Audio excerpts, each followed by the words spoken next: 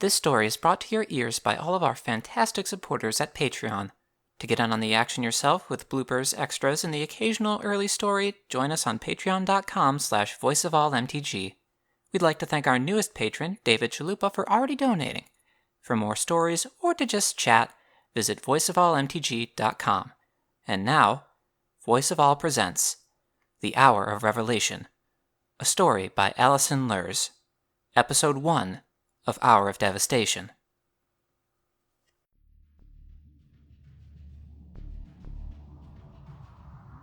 Sands idly wafted over dunes. The Luxa River flowed from one end of Noctamoon to the other. Families lived and worked in happy peace. And through a ripple of air, a dragon tore through the sky from a faraway world. He had days, only days, until he wouldn't have the magic left to execute this plan.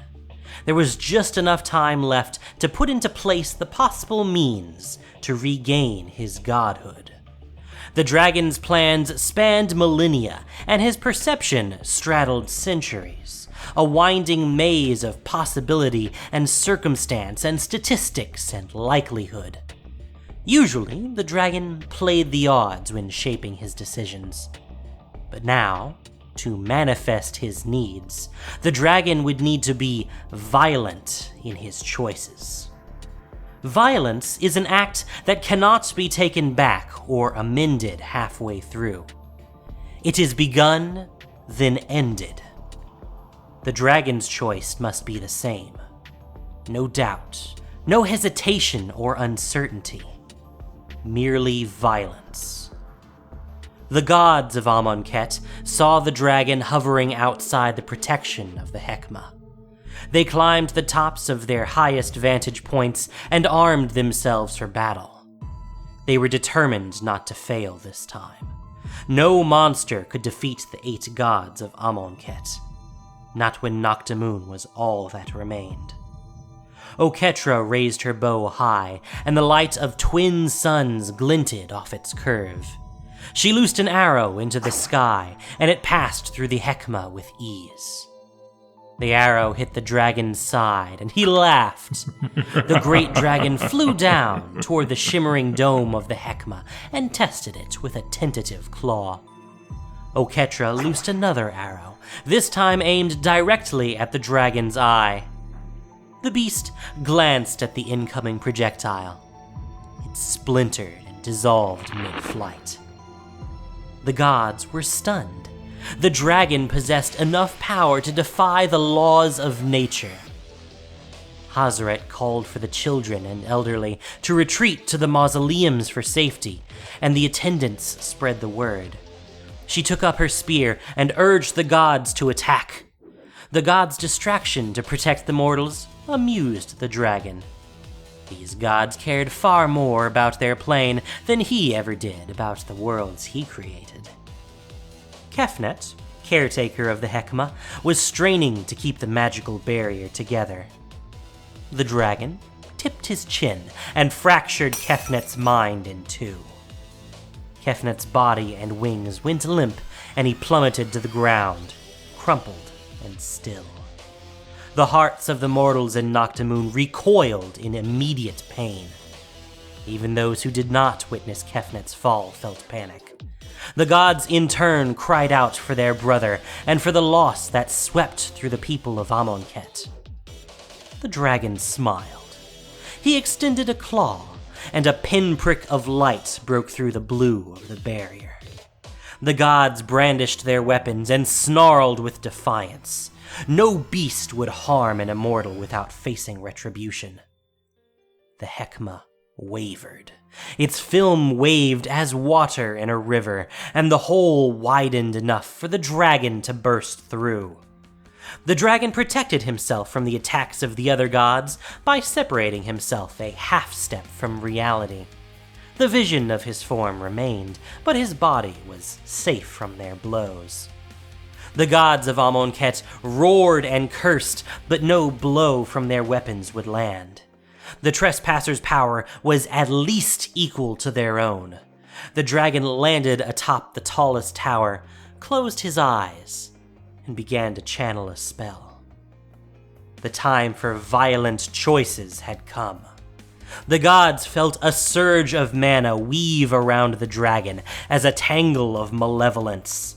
They grasped desperately for spells to protect and defend, but they were too slow. The dragon opened his eyes, and every mortal old enough to walk dissipated into the sky.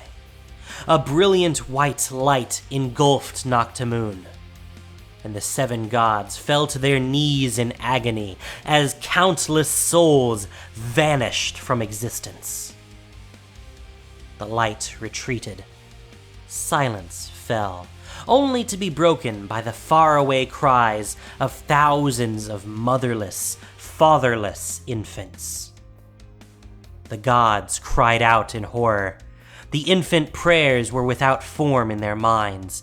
Endless pleas washed over them, waves of wordless fear and confusion, half-finished visions of mothers and fathers breaking apart, particle by particle. The sudden loss of life rendered the gods inert, paralyzed in shock, like losing a limb. But 2 of the gods did not stay still. Hazaret pulled Oketra up from the ground with a quiet assertion. The 2 fled from the great dragon as he laid claim to their brethren. The dragon, bemused, followed at leisure, silent and unhurried. Oketra ran alongside her sister and down into their most sacred mausoleum. As they ducked and entered the holy tomb, passing through row after row of enchanted dead mortals, the shrill sobs of orphans reached the gods' ears. Oketra sealed the door behind them, golden light binding the stone portal shut, and Hazaret began gently picking up as many children as she could. Oketra assisted, gathering the children and soothing them with her presence. The dragon's laugh suddenly resounded through the mausoleum. Hazaret looked to Oketra as they heard and felt the dragon on the other side of the entrance, testing the barrier's strength. The dragon sensed the heartbeats of the surviving children behind the door, as well as thousands and thousands of enchanted dead, and he chuckled at the perfection of his plan. Slowly, he unwound the god's magical seal, taking his time to revel in the despair of those on the other side of the stone. The 2 gods set the babes in a small alcove within the chamber and stood side by side at the entrance to the sacred mausoleum. Hazaret readied her spear. Oketra drew her bow. The children of Noxshade will not die at the hands of a beast. The children of Noxshade will die at the end of your spear. The dragon burst through the mausoleum door. Oketra and Hazaret charged. With a wave of a claw, the dragon sent forward a pulse of magic, and the minds of the 2 gods went utterly blank. They fell where they stood. The dragon, satisfied, continued his work.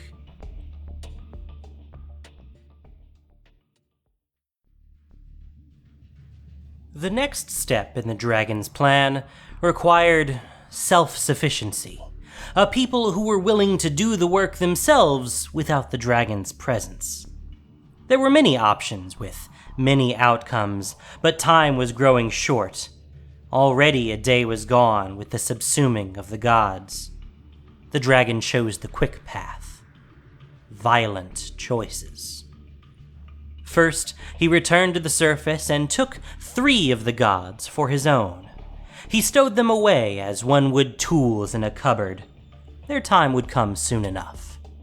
With his remaining power, the dragon corrupted and manipulated the ley lines of mana that coursed through the remaining gods, willing them to forget their origins, tying their existence to himself, and forcing them to erase all else.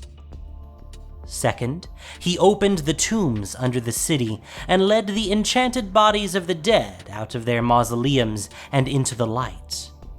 There were so many orphaned infants now, and the children would need caretakers. Third, he drew on the histories of the plane. There existed an elite religious ceremony, trials of merit, with the result being a single sacrificial champion every revolution of the second sun. A rare cultural cornerstone revered by both man and god, perfectly suited to repurpose for his designs. The dragon rejoiced at the convenience. What had occurred once every few decades would now demand a constant supply of champions. He spelled the second sun to move as he was ready, to count down until whenever he decided to return. This would be the cornerstone of his machinations on this world. Fourth, the dragon built a throne inside the perimeter of the city. On the other side of the barrier, he erected a monument in his own visage, an homage to his magnificent horns, and enchanted it to appear stationary from every angle. He built the monument to frame the smaller sun on the horizon at the moment of his choosing. The dragon was proud. Vanity is survival when one is rapidly losing omnipotence. Finally, he made a promise to return, delighting in the writing of his own prophecies and planting his promise in the gods and the minds and mythos of the denizens below. Mortals adored promises. They saw them as unmovable as mountains, when in truth they were mercurial as rivers. As the dragon departed, the small sun continued its slow journey across the sky. From afar, the dragon maintained, monitored, and moved his machinations on other worlds as the years fell away, urging the second sun slowly around its track. Until this particular moment, in this particular place, on this particular plane, when the sun had rounded its circuit and came to settle between the great horns as foretold, as promised. At last, the time had come for the dragon to return to collect his hoard. And thus, the sun reached its zenith behind the horns of the God-Pharaoh, and the promised hours began. And the last of the people of Amonkhet fell to their knees, and there was much gnashing of teeth for fear of what was coming in the world, and wailing from babies and children, and the gods did mark the moment with solemnity. All as foretold.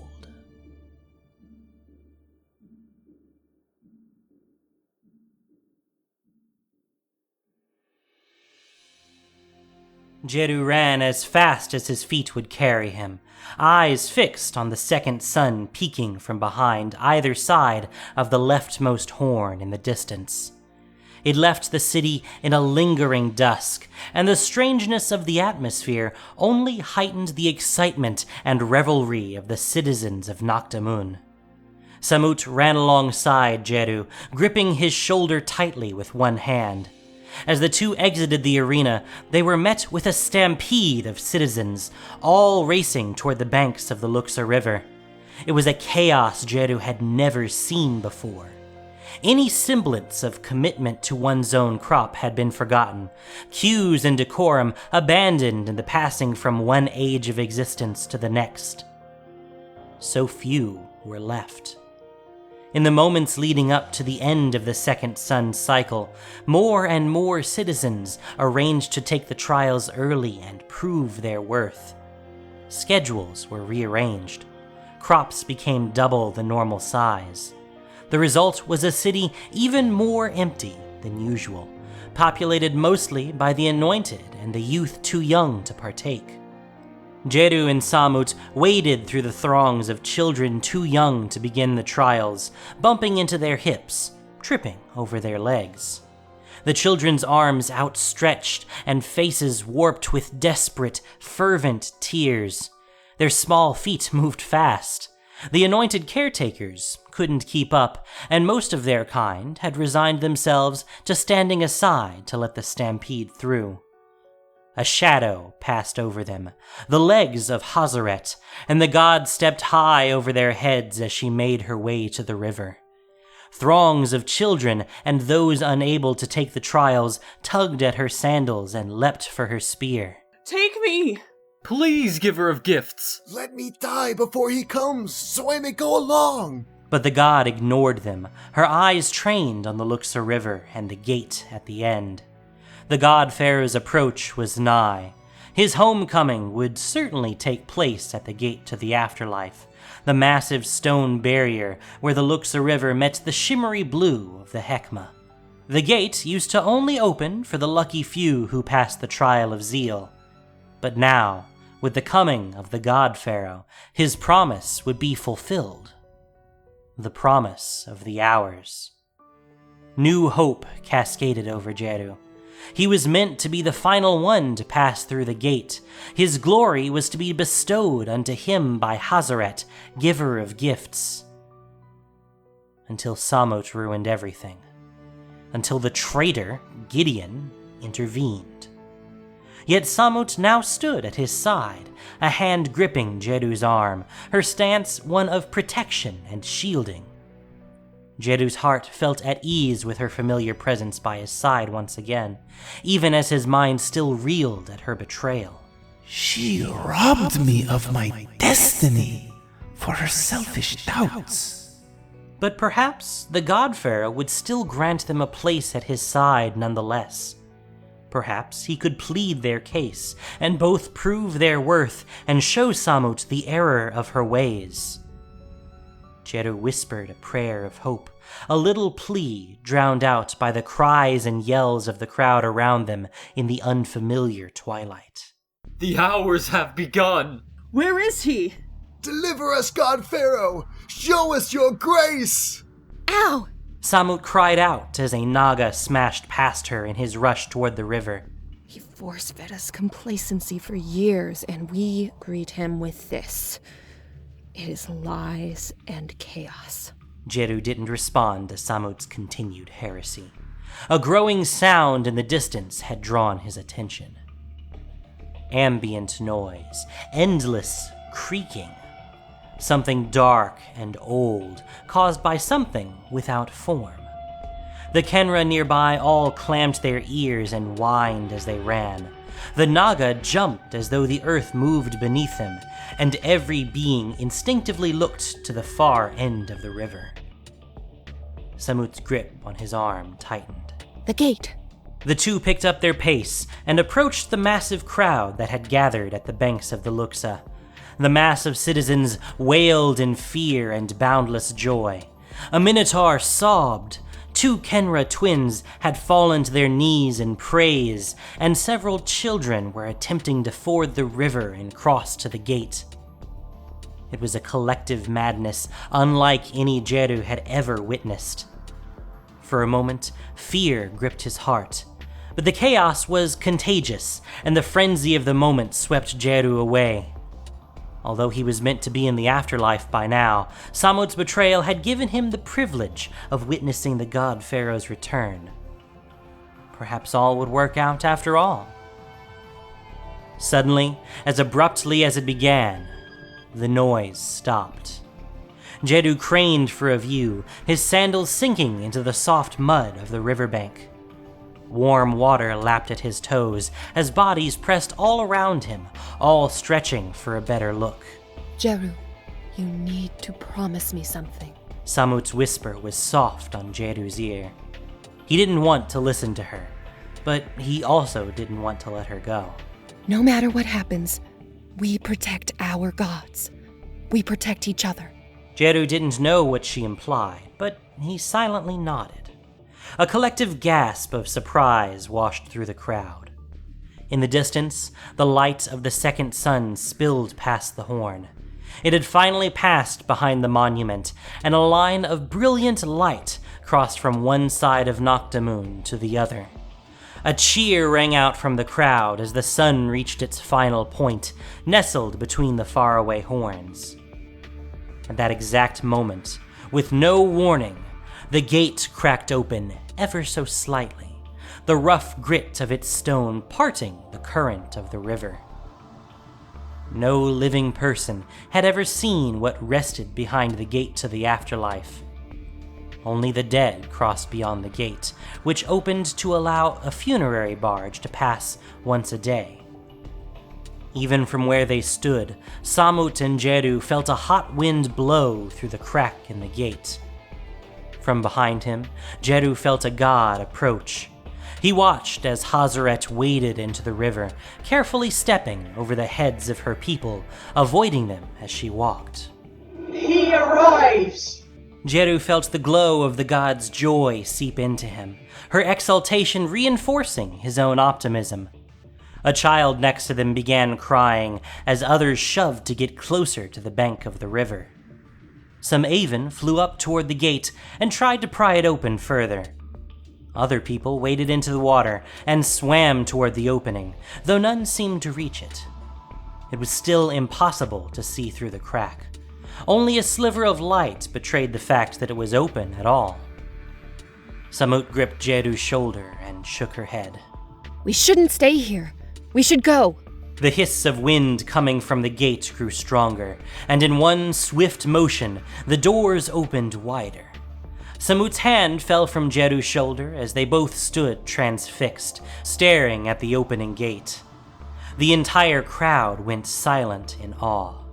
The heat of the wind blasting through grew in intensity, peppering the crowd with grit and sand. They held their hands to their eyes to block the sting. The gate swung all the way open, and the massive crowd gasped. They had been promised paradise. What lay beyond the gate were endless, empty wastes. Jeru's mouth hung open. There were supposed to be fields of green meadows, natural springs, and a bountiful ocean. And in its place, nothing. Deserts, beasts, worms and crocodiles and cursed bodies of heretics. The same thing that was on the Hekma on all its sides. Endless, eternal, all-encompassing and unforgiving nothing. Jeru couldn't comprehend it. Around him, the crowd erupted in confusion. Some cheered. Some yelled out words of praise. Others looked to their neighbors for answers. Was this paradise? The concern passed in a wave from person to person, getting louder and louder by the moment. Something massive crashed in the water. Hazaret moved her legs sharply through the current. She began to quiver, ears tightly held back flat against her head, but her arms outstretched in a display of welcoming. Jeru pushed his way to the front, wading into the water behind Hazaret, trying to get a better look. The only thing he could see beyond the gate was a building that could only be the necropolis, the fabled place where the worthy dead were laid to rest, awaiting the return of the God-Pharaoh. Jeru turned to Samut, but Samut's attention rested on the god before them. Hazaret! The god whipped her golden head down, her gaze directly on Samut. Is that paradise? Hazaret did not answer. Jeru watched her chest heave up and down with concerned breath, her face unreadable. Please, Hazaret, cast away my doubts, and tell me that is paradise. The god lifted her head ever so slightly, and still refused to answer. The rest of the crowd began to argue. There was still no sign of the God-Pharaoh. Was this a test? Was the absence of paradise supposed to mean something? Perhaps paradise will not become manifest until he arrives. Perhaps the place beyond the gate isn't the endless waste it appears to be. Perhaps this was paradise all along. The cacophony of voices fell as a massive, dark, and winged figure flew through the open gate and passed them on the banks of the river. Denizens ducked, then looked up, trying to catch a glimpse of the fleeting shadow. Excited cries and hails calling to the God-Pharaoh rang out. But Jeru knew that thing was no God-Pharaoh. He watched its path as the thing landed resolutely on an obelisk, gazing down on the people below him. He heard Samut draw her kopeshes behind him, heard her hiss a word that tasted like a curse, spat vile and angry from her lips. Demon. A shiver of dread danced down Jeru's back. Demons were rare on Amonkhet. Jeru had only seen them in text and in his studies, and as fleeting, dark shapes far outside the Hekma. Such creatures had no place in paradise, but Jeru knew the legends of this demon. The final test, the last inglorious death before the God-Pharaoh's return. The demon stood high atop the obelisk and spread its wings to catch the warmth of the second sun. Jeru could make out a crocodilian form and a mad smile. Endless scales ending in a thick tail, sharp wings leading toward a sharper grin. The demon surveyed the assembled denizens. Its lips curled into a sneer, then it spread its wings and launched itself back into the sky, circling casually above the river and crowd before hovering just in front of the gate. There, suspended in midair, the demon held out its right arm and raked its claws into the meat of its forearm. Rivulets of blood caught the light of the sun. The demon showed no reactions of pain, instead muttering an incantation, a low and abrasive rumble that echoed over the water. Jeru recoiled at the sight of blood magic, stepping back out of the river as demon blood fell, drip, drip, drip into the water. With each drop, the river slowed. Then its current halted. Broken reeds sliding downstream came to a sudden and utter stop. And as the blood began to spread, leak, stain the brown, green, blue of the Luxor River, the brilliant wash of red began to eke upriver. Shrill screams rang out from the people near the water, growing as many turned to flee, wading out of the river. Jeru watched as the now stagnant water coalesced into a deep crimson. He felt a strange power pulse from the Luxor in waves. The demon had turned the river into blood. The blood spread, choking reeds and suffocating everything swimming in its depths. Fish began to bob to the surface, mouths gasping and eyes wide. Upriver, dozens of hippopotamuses tried to crawl their way out of the sludge of blood and mud, only to drown in the thick mire. An enormous crocodile breached the surface, coughing out red and audibly gasping through the thick liquid. It rolled and gnashed on the bank, its dying body squishing dead fish and eels further into the wine-colored mud beneath it. Everything in the river desperately wanted out. They hastened their deaths as they frantically writhed in the coagulating morass. Samut grabbed Jeru's arm, a grim expression on her face. Do you still believe that this is the act of a benevolent God-Pharaoh? Jeru shook his head, doubt flooding his mind. As he opened his mouth to answer, an abyssal voice reverberated in the air, booming deep, barbed with malice and filled with horror. On reflex, Jeru clasped his hands over his ears, but it did nothing to shut out the voice of the demon. Liliana! Samut's eyes widened.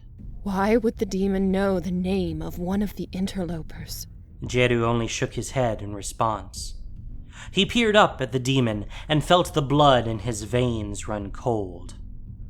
The demon smiled, razor teeth and fathomless eyes, a portrait of power and despair. Its voice boomed out again across the river of blood. I know you are here, Liliana Vess. You cannot hide from me.